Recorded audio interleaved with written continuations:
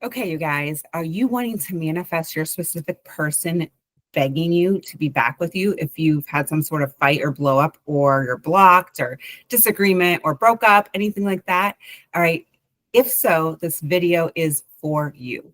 Okay. We're going to talk about a client who is successfully able to manifest her specific person back by setting boundaries. That's a great part, too. Are you struggling to set boundaries? Then this video is for you. All right. If you guys do not know me, my name is Megan. I'm a mindset coach. I've been doing this for a really long time. I'm trained in a whole bunch of things, obviously manifestation, law of assumption, trauma, what else? Rewiring your brain, rapid transformational therapists, all of it, you name it. So we get to the bottom of things here. We get to your root cause and also break down the simplistic things of manifesting. But as we know, your reality is being shaped by what's going on in here. And this is something that you have to really pay attention to and live by, okay? You can't just use it when you just want to manifest something, because you're always manifesting something. Everything's tied to your identity of what you think is shaping your reality. And sometimes we're not able to see that, you guys, and that's totally fine. If you want to see it, you can actually look at what are your reactions, what are your triggers, what do you see in your reality? That can kind of get you to your root cause. But the thing is, sometimes we're just always saying the same thing that we're not even aware of what we're saying all the time, because it just feels so damn natural. So anyway, diving into this video, I had a client who, you guys, her SP said that he does not love her. Okay. He specifically said, I do not love you anymore.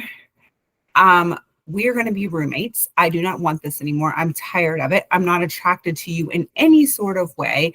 I have no affection and I'm emotionally closed down. Damn, doesn't that hurt, right? Can you just feel the pain? Like how awful that'd be to hear from somebody.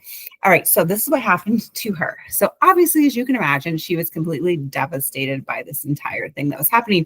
But you guys, she was able to turn it around. All right, and you guys can do the same exact thing. Now, how can you turn this around?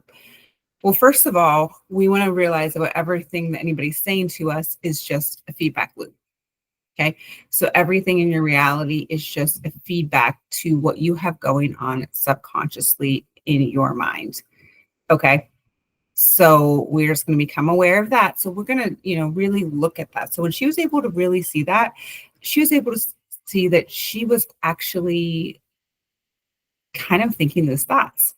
All right. So he was mirroring that back. But prior to that, let's even go back further of what even started this damn fight. Okay, because it all spurred from the fight. So what happened is he had done some bad behaviors.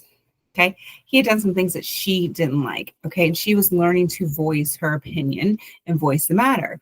Okay, and struggling with feeling vulnerable to voice herself and put the boundaries in place. So as she's putting her boundaries in place and, kind of going forth with what she wants, she tells them, hey, these are my boundaries. And you guys, he came back first saying, like, basically didn't give a damn what her boundaries were and turned everything back around on her and was gaslighting her, making her feel like she was the issue. All right. But we've been working through her perception of herself, of taking the blame off herself, of being this people pleaser. So, we're able to see that he was just mirroring back what she thought about herself. Okay. The things were her fault, or way that reality worked. Also her assumptions about him. So putting the boundaries in place, she was really scared to put the boundaries in place, especially when they backfired on her. When it came back of saying, like, basically F off, I'm not going to respect your boundaries and I don't care. And this is your fault. And all of a sudden it was focused on her reaction versus what the problem and behavior was in the first part. Okay. So what we realized is it was her beliefs about herself. Okay. Feeling like she always had to fix things. All right. So changing those and working on some self-concept things in regards to that was, very vital. So you can stop saying that, like, okay, other people take responsibility. He takes responsibility, those sort of things, changing that. I don't want to give you guys just generic assumptions or affirmations that you can use, because this is really tailored to everybody specifically for what they're going through and what they've endured in their entire life. So we were able to get to the root cause of some of those things, as well as her feeling scared. So that, like realizing that what he was saying wasn't it was all coming, I guess I'm trying to say, was the fact that she wasn't used to enforcing boundaries. She wasn't used to standing up for herself. She was used to being that nice girl and not voicing anything, or maybe then voicing it, but then the other person, not responding back with what she wanted to hear. So we had to really work on some inner conversations, really go to the end that she wanted, and changing that self-identity that she deserves all those things for somebody to respect her boundaries, to stick to the boundaries, as well as changing the assumptions about him, that he was going to be able to stick to the boundaries, and he liked that she was putting up those boundaries. So she really worked on it, went within, create a scene that would imply that it's done. Okay. Really saturate her mind with a new story, meaning if the old story would come back up, she would tell the new story. Because again, it's going to feel like that sort of ping pong match back and forth in your head. Okay. It is going to feel that way sometimes because you don't have the evidence to believe it. And your subconscious is going to try to keep you safe by telling you that old story. So again, she put her boundaries in place, was met with pure resistance to the point the fight escalated where he's saying, I don't love you. I don't love you. No, I don't think I love you. I'm not attracted to you. You disgust me. I don't want to be with you. Statements. Okay. And it was all a reflection based on her thinking that she shouldn't enforce boundaries, and as well as her assumption thinking that he would leave her if she enforced his boundaries. So in that miss, he's saying all these things. She was able to go within and start saying her intentions and what she wanted, and started practicing those inner conversations of hearing him say, I'm sorry. I didn't mean that, babe. I love you. I was wrong. Okay. And that's what he did. He ended up begging her. Okay. Ended up begging her, because she realized, this is just his issue. He's going to come back to me and apologize because I did nothing wrong. And he wants to apologize to me. So that's exactly what happened. He came begging her and setting up a date for her, saying he's going to, work on counseling and all these things. Okay. Because it's just mirroring her, right? That he's going to respect her boundaries, that he was going to change it, that her needs were important, that he started validating her needs.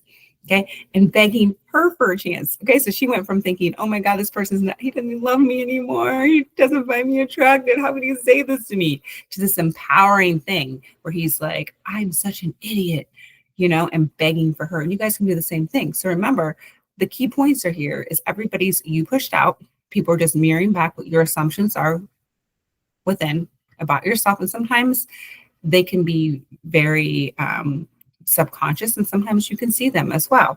So he was mirroring back that. And if you just see what someone's saying back, they don't truly mean it. Okay. They're saying that because that's your assumptions. So getting to the core of they don't really mean this. I can change this by redirecting my thoughts. Let me not be vague about what I want. Let me realize my needs are important, that I don't have to put those needs on the back burner anymore. And that people can meet those, because I'm going to give myself permission for that. And I'm not going to tolerate anything that's not showing up that way.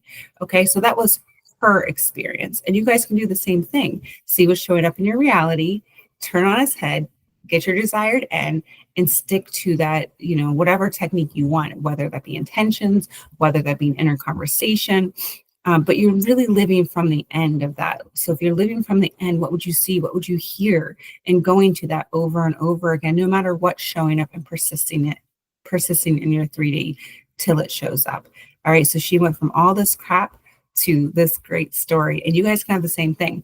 If you guys want to work together, check out the description and the link below. I'd love to help you guys figure out your blind spots and help you guys manifest whatever you want in your reality. I love it. I've helped so many people. I'm so passionate about it. And I want to help you guys feel the best about yourself. Please like, share, subscribe, and comment below. Let's just comment, my needs are important. How about everybody do that? Everybody comment, my needs are important and I intend to get them met. All right. My needs are important and I intend to get them met. You guys have to adopt that mentality. All right. And you will get that. And also make the assumption that your SP wants to give it to you, or whatever you're trying to manifest. Okay. All right. Thank you guys so much for tuning in. I'll see you in the next one.